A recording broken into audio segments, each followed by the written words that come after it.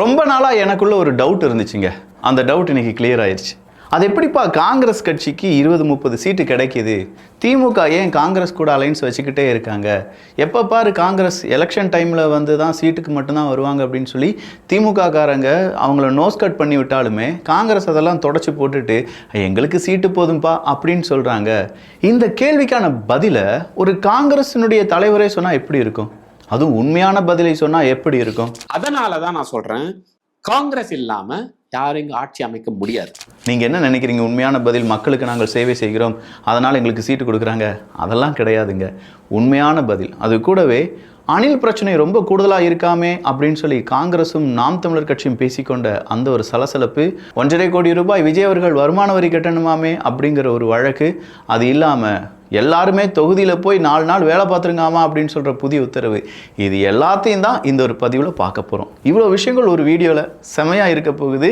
இது ஆழமான அரசியல் சதுரங்கம்.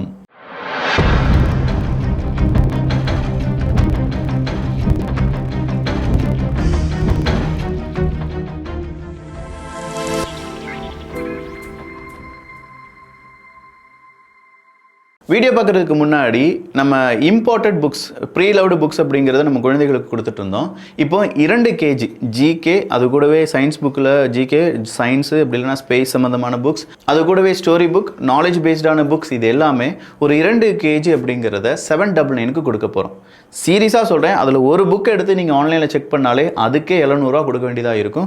4, 5, 7, 8 புக்ஸ் வரை இருக்க வாய்ப்புகள் இருக்குது. ஸோ அந்த மாதிரியான 2 kg பேக்கேஜ் அப்படிங்கிறது இப்போ அவைலபிளாக இருக்குது. அதுக்கான லிங்க் கீழே டிஸ்கிரிப்ஷனில் இருக்குது. வீட்டு குழந்தைகளுக்கு ஒரு லைப்ரரி ஃபார்ம் பண்ணிட்டு இருக்கீங்க அப்படின்னா இது உங்களுக்கான வரப்பிரசாதம். முதலாவதாக நம்ம பார்க்க வேண்டியது என்ன தெரியுமா?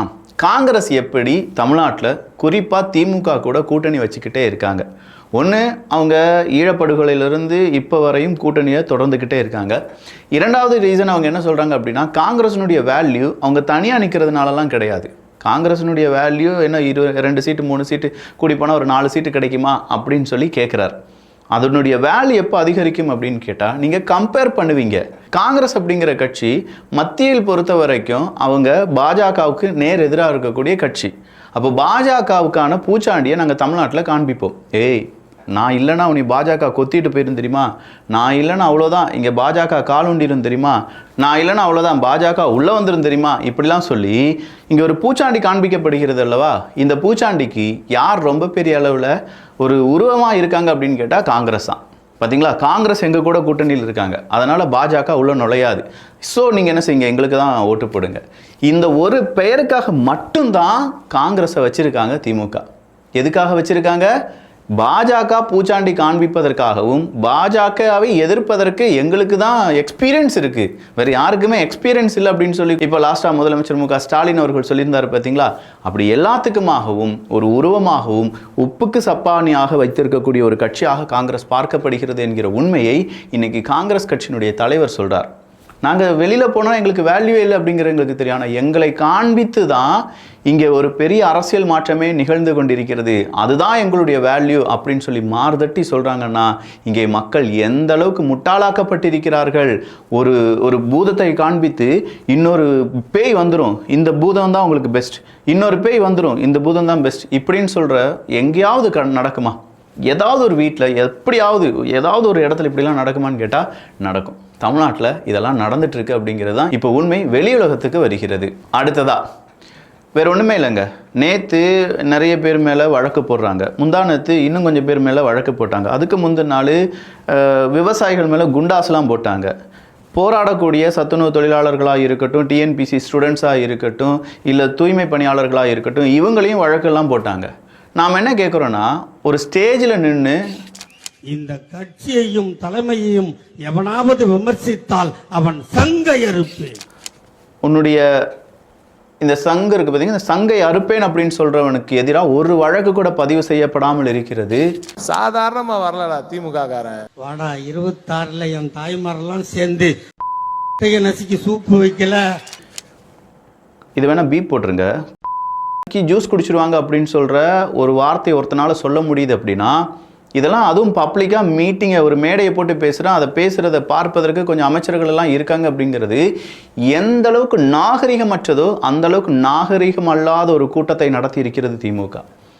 இந்த மாதிரி ஆபாசமாக பேசி அருவருப்பாக பேசி அதில் ஓட்டு வாங்கணும் அப்படின்னு நினைக்கிறதே ஒரு தப்பாக மாற வேண்டும். இப்போ இருக்கக்கூடிய படித்த ஜென்ரேஷன், அட்லீஸ்ட் இப்போ அரசியல் புரிதலோடு இருக்கக்கூடிய ஏதாவது ஒரு நபர்கள், தம்பிகளாக இருக்கட்டும், தாவைக்கா தொண்டர்களாக இருக்கட்டும், நீங்கள் செய்ய வேண்டியது இந்த மாதிரியான ஆபாசவாதிகளை விரட்ட வேண்டும்.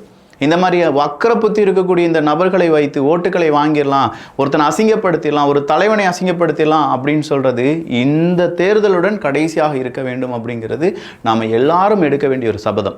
வேறு ஒன்றுமே இல்லைங்க. உங்கள் வீட்டு குழந்தை, ஒரு குட்டி குழந்தை இந்த ஒரு காணொலியை பார்க்கும்போது சங்க அறுத்துருவேன்னு சொல்லி ஒருத்தன் சொல்கிறான், இது தப்பே கிடையாது போல் அப்படின்னு சொல்லி வளரக்கூடிய ஒரு சமுதாயத்தை நம்ம வளர்த்து விடுகிறோமா, இல்லை இதுதான் இவனுடைய தேவையா அப்படிங்கிற அந்த கேள்வி உங்கள் மனசில் வர வேண்டும். சாதாரண மக்களுக்கான ஒரு கேள்வி தானே நான் கேட்குறேன். இது அரசாங்கத்துக்கு எதிரானதோ அரசியல்வாதிக்கு எதிரானதெல்லாம் கிடையாது, இது சமூகத்துக்கு எதிரானது. சோஃபார் கால்டு இந்த சமூக நீதி அப்படிங்கிறதுக்கு எதிரானது. ஒருத்தனை மிரட்டி ஒருத்தனுடைய ஒரு ஒரு ஒரு கேரக்டர் அசாசினேட் பண்ணுறது அப்படிங்கிறதெல்லாம் எந்த நாயாலையும் செய்யக்கூடாத ஒரு விஷயம். அது இன்னும் கெட்ட வார்த்தை போட்டு நான் பேசியிருப்பேன், எனக்கும் கெட்ட வார்த்தைகள் தெரியாமல் இல்லை. பட் இந்த மாதிரியான நபர்களுக்கு அந்த கெட்ட வார்த்தை கூட ரொம்ப நல்ல வார்த்தையாக மாறிவிடும் அப்படிங்கிற பயம் மட்டும்தான், வேறு ஒன்றுமே இல்லைங்க. இன்றைக்கி திருநெல்வேலியில் கருணாநிதி அவர்களுடைய உருவ பொம்மையை நாங்கள் திறக்க வேண்டும், ஒரு சிலையை திறக்க வேண்டும் அப்படின்னு சொல்லி ஒரு வழக்கு. அதுக்கு நம்ம கோர்ட் என்ன சொல்லியிருக்காங்கன்னா, பப்ளிக் ஃபண்டை வச்சு நீங்கள் உங்களுடைய பார்ட்டி தலைவருடைய உருவ பொம்மையை சிலையை திறப்பது அப்படிங்கிறதுலாம் சரிப்பட்டு வராது, அதை நீங்கள் செய்யக்கூடாதுன்னு சொல்லியிருக்காங்க. ஏதாவது ஒரு மீடியா இதை பற்றி டிஸ்கஸ் பண்ணாங்களா?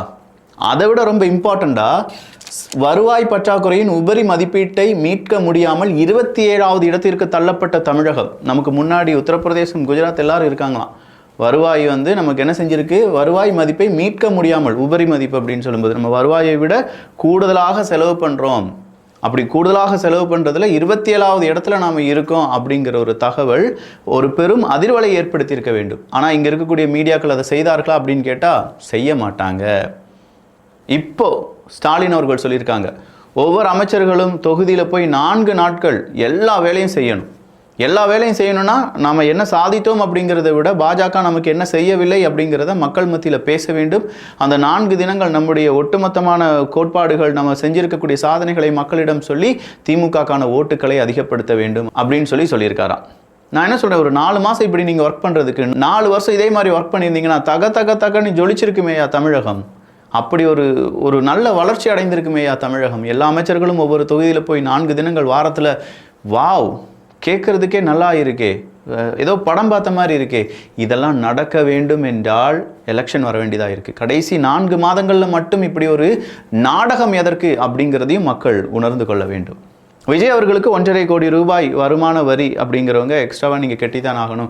10 வருஷத்துக்கு முன்னாடி இருக்கக்கூடிய வழக்கு, 6 வருஷத்துக்கு முன்னாடி இவர் வழக்கு தொடர்ந்து இருக்கிறார். யாருக்கு எதிராக? வருமான வரித்துறைக்கு எதிராக. நான் சரியாக தான் டேக்ஸ் கட்டியிருக்கேன், எனக்கு 1.5 கோடி ரூபாய் நீங்கள் என்ன கேட்டிருக்கீங்க, அபராதம் விதிச்சிருக்கீங்க, தப்புன்னு சொல்லியிருக்காரு. இல்லை, நாங்கள் சரியாக தான் அந்த வழக்கை தொடர்ந்து இருக்கிறோம் அப்படின்னு சொல்லி ஐடி துறை அதற்கான ஃபைல் மனுவை கொடுத்துருக்காங்க. இது வழக்கு விசாரணைக்கு வந்திருக்கு. இது இன்றைக்கி ஏதோ நடந்த மாதிரியும் வட்டியை கட்டிட்டு, இல்லை அபராதத்தை கட்டிவிட்டு, இன்கம் டேக்ஸை பணத்தை கட்டிவிட்டு உங்களுடைய தலைவரை பேச சொல்லுங்கள் அப்படின்னு சொல்லி திமுக காரங்களாம் சொல்கிறத பார்க்கும்போது, இன்பநிதி அவர்களுக்கு 100 கோடி ரூபாய்க்கான பட்ஜெட், அந்த படத்தை தயாரிப்பதற்கோ இல்லாட்டி பட தயாரிப்பில் ரொம்ப பெரிய அளவில் ஈடுபாடு இருக்கக்கூடிய அந்த வேலைகள் இருக்கக்கூடிய அந்த பணம் எப்படி வந்துச்சுன்னு கேட்குறதுக்கு யாருக்கும் சரியான ஒரு தைரியம் கிடையாது. உதயநிதி ஸ்டாலின் அவர்களுடைய பெயரில் எத்தனை வண்டி ஓடுது, ஈவன் மு க ஸ்டாலின் அவர்களுக்கு 8 கோடி ரூபாய் தான் சொத்து இருக்குது அப்படின்னு சொல்லி அவங்களுடைய அஃபிதாவித்தில் இருக்கிறது. இதெல்லாம் உண்மைதானா அப்படிங்கிறத கேட்பதற்கும் இங்கே யாருக்கும் துணிவும் தைரியமும் கிடையாது. நான் சொல்கிறேன், எல்லா தலைவர்களும் கேள்வி கேட்போம் அப்படின்னு தான் நான் சொல்கிறேன். இதை விட அடுத்த நாம் தமிழர் கட்சியினுடைய சீமான் அவர்களும் காங்கிரஸினுடைய செல்வப்பிறந்தை அவர்களும் சந்தித்துக் கொள்கிறார்கள். அந்த நேரத்தில் காங்கிரஸ் நாம் தமிழர் கட்சியை பொறுத்த வரைக்கும் திமுக கூட உறவாடிட்டு இருக்காங்க அப்படிங்கிறத விட காங்கிரஸை அவங்க உறவாடணுமா வேண்டாமா அப்படிங்கிறத நாம் தமிழர் கட்சிக்காரங்களே சொல்லிட்டோம்.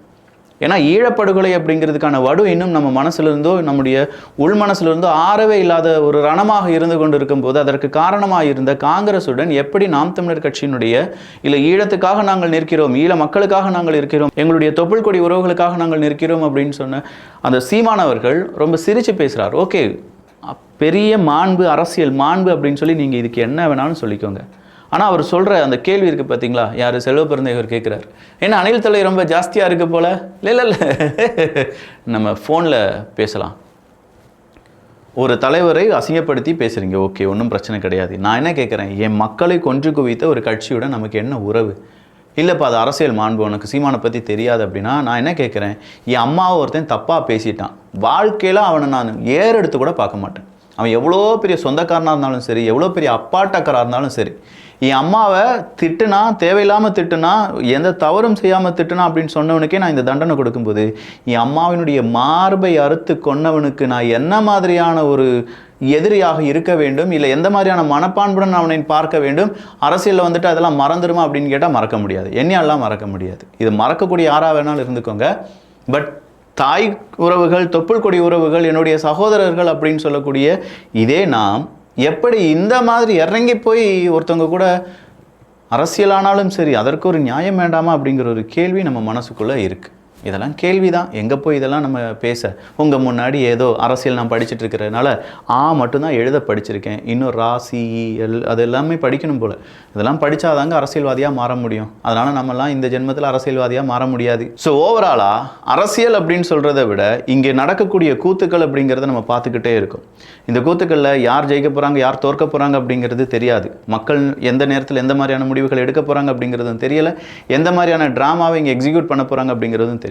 ஆனால் தயவு செஞ்சு அட்லீஸ்ட் இப்போ நடக்கக்கூடிய சில செய்திகளையாவது காது கொடுத்து கேளுங்கள், நல்லா பகுப்பாய்வு செய்யுங்கள். யார் நல்லவங்க, யார் கெட்டவங்க, யார் நம்மக்கிட்ட நடிக்கிறாங்க, யார் இவ்வளோ நாள் போலியாக இருந்திருக்காங்க, யார் வாழ்க்கை ஃபுல்லாக நம்ம கூட நன்மையாக நல்லவங்களாக இருந்திருக்காங்க அப்படிங்கிறதை பிரித்து பார்த்து அட்லீஸ்ட் அதை 4 பேருக்கு சொல்லக்கூடிய அந்த ஒரு தைரியத்தையாவது காண்பீங்கள். உங்கள் தைரியம்தான் உங்கள் குழந்தைகளுடைய எதிர்காலம். உங்களுடைய குழந்தைகளுடைய எதிர்காலம் தான் இந்தியாவினுடைய எதிர்காலம். நல்லா புரிஞ்சுக்கோங்க. தமிழ்நாடு, இந்தியா எல்லாத்தினுடைய எதிர்காலமும் நம்முடைய குழந்தைகளை நம்பி தான் இருக்குது. இன்றைக்கி நம்ம செய்கிற தவறு நாளைக்கு அந்த குழந்தைகளையும் பாதிக்கும், நம்ம நாட்டையும் பாதிக்கும். நான் முதலே சொன்ன மாதிரி நம்ம வீட்டு குழந்தைங்களுக்கு நீங்கள் லைப்ரரி ரெடி பண்ணிட்டு இருக்கீங்க. ப்ரீ லவ்டு இம்போர்ட்டட் புக்ஸ், எல்லாமே இம்போர்ட் பண்ண புக்ஸ். அதுவும் நம்ம வீட்டு குழந்தைகளுக்கு சயின்ஸ்லேருந்து கம்ப்ளீட்டாக ஜியோகிராஃபியாக இருக்கட்டும், இல்லாட்டி பெரிய அளவில் ஆர்ட்ஸ் அண்ட் கிராஃப்டாக இருக்கட்டும், இது எல்லாத்தையுமே உள்ளடக்கிய 2 kgக்கான அந்த புக் பண்டில் அப்படிங்கிறத 799 ரூபாய் கொடுத்துட்ருக்கோம். வேணுங்கிறவங்க வாங்கிக்கோங்க. அதுக்கான லிங்க் கீழே டெஸ்கிரிப்ஷனில் இருக்குது. நல்லதை பகிர்ந்து நல்ல சமுதாயத்தை உருவாக்குவோம். நன்றி, வணக்கம்.